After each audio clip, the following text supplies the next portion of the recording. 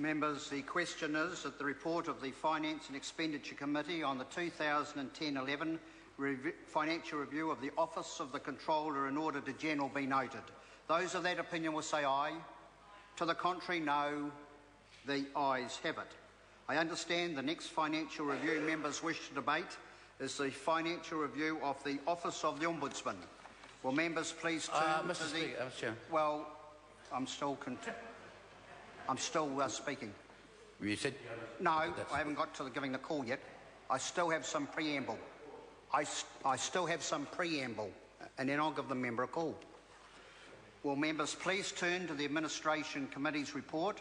The question is that the report of the Government Administration Committee on the 2010-11 financial review of the Office of the Ombudsman be noted. Chair. Grant Robertson. Thank you very much, Mr. Chair. This is one of the most disturbing parts of this financial review process.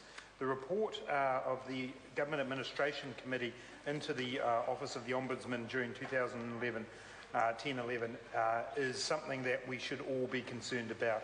The Ombudsman came to the Government Administration Committee and said that her office was in crisis.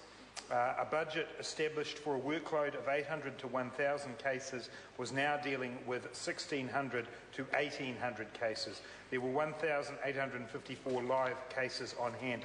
300 cases had not been assigned to an investigator because of the workload. Mr. Speaker, as the Ombudsman herself said, justice delayed is justice denied. The Ombudsman went on to talk about concerns over staff well-being. The report of the Government Administration Committee notes that the Office said it was worried about staff sickness, high rates of serious illness, staff placed on stress leave. The Ombudsman's Office noted that it would like to reward its staff better and to recruit additional investigators, but it did not have the funding to do so. Mr. Speaker, these are among the most serious issues that could be raised in this process. The Office of the Ombudsman plays a critical role in our democracy. It is one of the pillars of our democracy by ensuring accountability, by ensuring that New Zealanders can have trust and faith in the systems of government and that they have a place to go when other options have run out. Many New Zealanders will associate the Ombudsman's Office mainly with the Official Information Act, but it also has an important role in determining how other government agencies operate, in particular around the Department of Corrections. It is simply unacceptable for the Ombudsman's Office to have got into this state.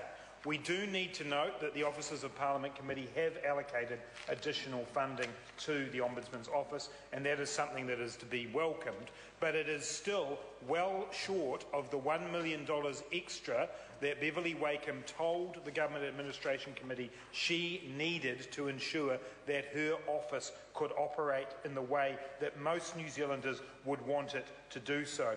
Mr. Chair, there is little more important in our democracy in knowing that an office like the Ombudsman's Office can operate without having to concern itself with staff who are simply unable to work because of the levels of stress that they are operating under. And it was John Armstrong in the New Zealand Herald, Mr. Chair, who asked the question, is National now benefiting from delays in the Ombudsman ruling on cases taken against ministers who block requests under the Official Information Act? That is the serious concern, Mr. Chair. Many members of this House will have Official Information Act requests dating back months, if not years. I have one that goes back to May 2010. And the Ombudsman's Office come back to me and say they simply don't have the resources to investigate these cases at this time. This is a crisis, as Beverly Wakeham said.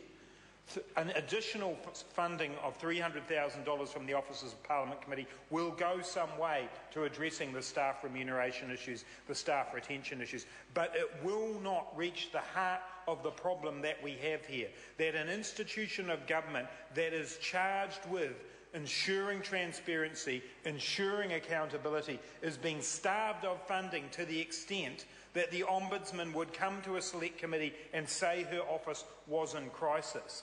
That is something that members on the other side of the House should take very, very seriously indeed. It is not just about MPs or media wanting their official Information Act requests fulfilled. It is about whether government agencies are treating people fairly. And we have a huge number of cases emanating from the Christchurch and Canterbury earthquakes that are coming towards the Ombudsman's office, and some that are already there, and they are held up in this backlog as well. The Ombudsman's office itself acknowledged that further public sector reforms would add more to the backlog. Mr. Chair, we need an assurance from this government that they will fund an institution like this properly.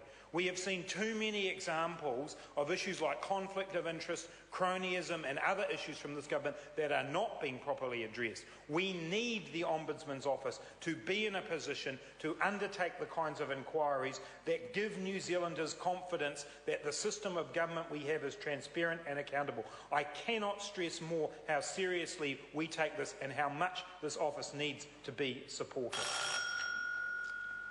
The question, Mr. Chairman. the Doctor, the Right Honourable Lockwood Smith. Mr. Chairman, I cannot let those issues go unanswered because under our constitutional arrangements,